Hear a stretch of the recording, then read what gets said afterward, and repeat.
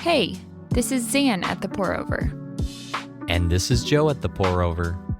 Today, we're talking about Tuesday's massive internet outage, an appeals court allowing President Trump to deploy the National Guard to Portland, U.S. leaders in Israel to shore up a fragile Israel-Hamas ceasefire, and other top news for Wednesday, October 22nd. Stay informed while remaining focused on Christ with The Pour-Over.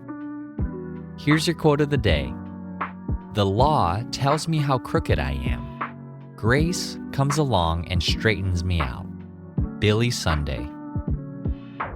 Let's get started with some espresso shots. The internet had a costly hiccup Monday. An Amazon Web Services, aka AWS, outage around 3 a.m. knocked out a good chunk of the web, including Amazon, Snapchat, Venmo, Roblox, and even Delta's and United's airline reservation systems.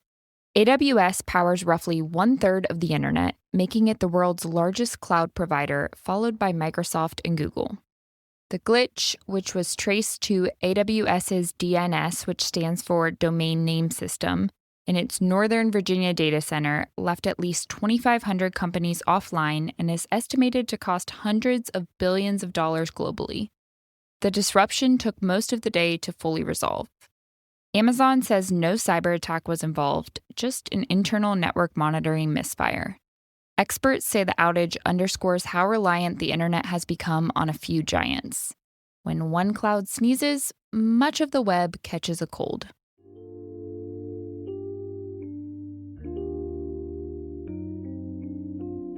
Here's a verse to consider when outages leave you frustrated. A patient person shows great understanding, but a quick-tempered one promotes foolishness. Proverbs 14, verse 29.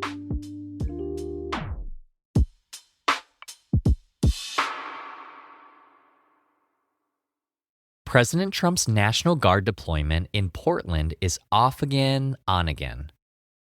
Last month, the Commander-in-Chief deployed National Guardsmen to Portland amid protests at an ICE facility downtown. A Trump-appointed judge temporarily blocked the deployment, saying the, quote, generally peaceful protests could be handled by regular law enforcement. But on Monday, an appellate court overturned the temporary restraining order.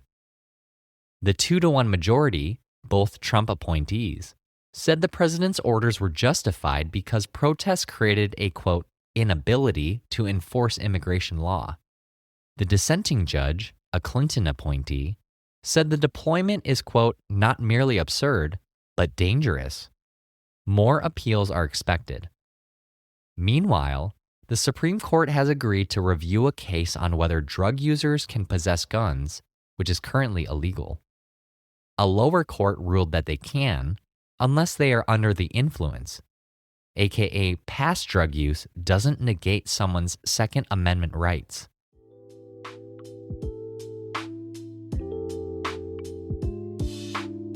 It's profoundly good news that justice is ultimately in God's hands because He sees all, doesn't play favorites, and always gets justice just right.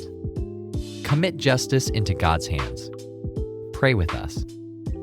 Heavenly Father, give President Trump, local officials, and judges wisdom and humility to pursue the common good. Strengthen officers to walk in righteousness and courage. Make the courts impartial and discerning as they respond to legal challenges. Embolden me to protect the rights of my vulnerable neighbors, and position your people as beacons of peace and hope amid political turmoil.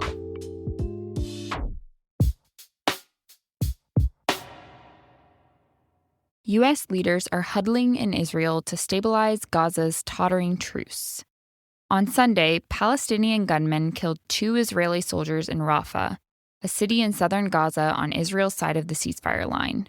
Israel responded with strikes against Gaza, killing dozens.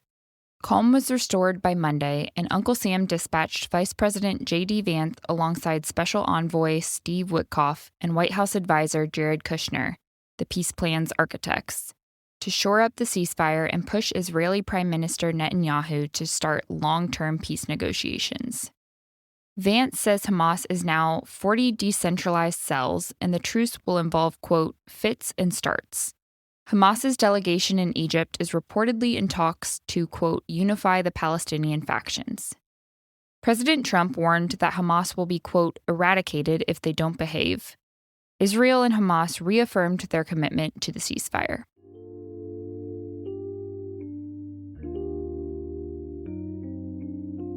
War is a heavy burden that highlights our world's need for restoration. Jesus came to bear that burden of sin, lighten our load, and restore our world. Pray that the Middle East would experience that restoration and glorify the Messiah, Jesus. Matthew 11, verses 28 through 30 says, "Come to me, all of you who are weary and burdened, and I will give you rest. Take my yoke upon you and learn from me, because I am lowly and humble in heart, and you will find rest for your souls. For my yoke is easy and my burden is light." Hey, it's Emily from The Pour Over. There are few things I enjoy more than getting a good deal. Okay, more than a few, but it's pretty high up there. But as much as I love a coupon, I don't love digging through my purse or my email to find them. That's why I use Upside. Upside gets you an average of 8% cash back at grocery stores, restaurants, and gas stations near you. And it couldn't be easier. Just download the app, claim an offer, shop as usual, and earn. Cash out directly to your bank or PayPal, or even a gift card to get a basically free latte. Download the free Upside app and use promo code TPO to get an extra 25 cents back for every gallon on your first tank of gas. That's an extra 25 cents back for every gallon on your first tank of gas using promo code TPO.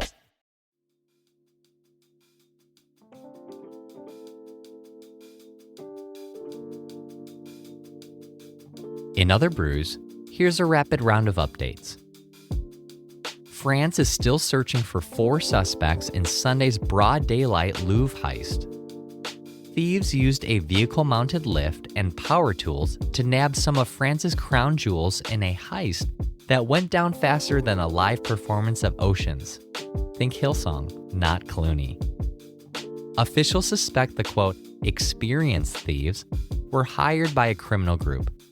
The Louvre reopens today. America's heading down under for rare earth minerals. The U.S. and Australia announced a framework for an $8.5 billion critical minerals deal Monday, aimed at countering China's corner on the rare earth market. It currently controls 70% of rare earths and 90% of their processing. Rare earth minerals are found in products from computer chips to cars. Uncle Sam's donning his hard hat and safety goggles. Construction crews began tearing down the east wing of the White House Monday to make room for President Trump's planned 90,000 square foot ballroom, inspired by his gold-trimmed Mar-a-Lago venue. The privately funded addition, estimated to cost $250 million, replaces First Lady's staff offices, a theater, and a visitor's entrance.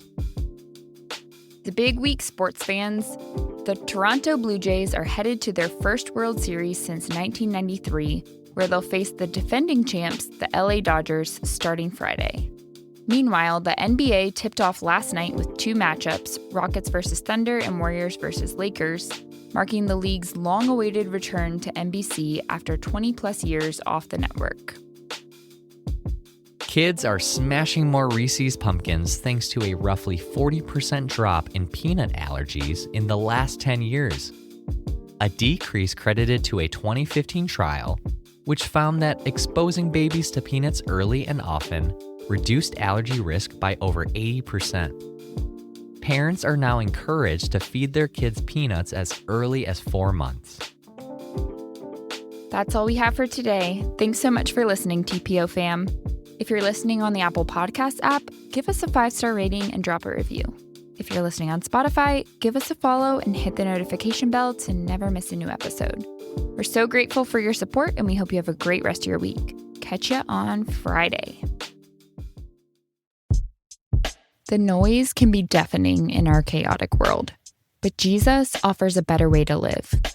Each week on the Not Just Sunday podcast, Pastors Keith Simon and Patrick Miller help you quit part-time Christianity and follow Jesus with every part of your life, so that even in the chaos, you can experience the beautiful life he offers every day, not just Sundays. Listen to Not Just Sunday wherever you get your podcasts.